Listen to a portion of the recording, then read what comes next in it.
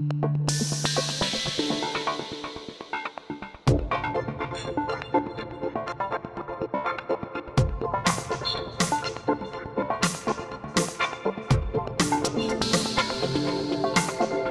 so here we are. We're backstage at Kristian Aadnevik for Autumn/Winter 2011. We talked with the TIGI and we really wanted this strong woman because we looked at the black metal. They all have this long black hair, pale skin and really strong eyes. And we wanted to recreate that on the catwalk. The overall feel would be quite a simple look, not to take it too left field so it kind of looks too grungy. It's still got to be an element of beauty. These clothes are very sexy, so we need to keep an element of that into the hair. Okay, so to create the look, we start first of all, again on dry hair, middle parting. So what we want to try and do first of all is just separate the hair into two halves, just from the crown through to the recession line, through to the temple area. We just section that out of the way. Do the same on the opposite side. So working through quite a lot of mousse. By working it onto the hair dry, it'll give it a nice kind of synthetic feel to the hair. It won't feel particularly nice, but it'll look great.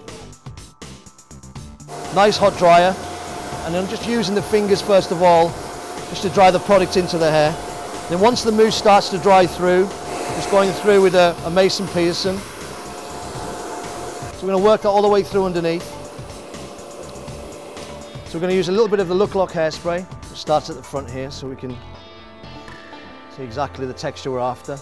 Just going through with the Mason Pearson and then back brush the hair all the way through so you can start to see we get this nice texture running through.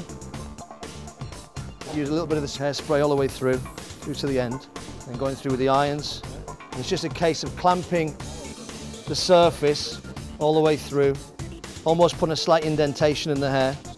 So again, even though the hair is going to look straight, we've got a slightly matted texture. It's important that you must brush the hair out as you go along. You don't want to be trying to find it once you've gone into the top section. You need to create this, get the texture exactly how you want it first. Okay, so you can see you've got that nice, drier kind of texture that, you know, underneath. We worked it all the way through, get that exactly how we want it, then we move into stage 2 on the top. This is where we create the second texture. So again, just dividing the hair through the centre. So this is really important at this point that you keep the two textures separate. Just clip this underneath out the way, just for the time being. So we go back to the front. At this stage, we're going to wet the hair slightly with the product. Work it all the way through so it's slightly oily. This time going through with the straightening irons, making it very, very straight, and working it all the way through to the ends. Pull the underneath through. So you can start to see, once we lay it over the top, you've got that nice kind of separate texture running through.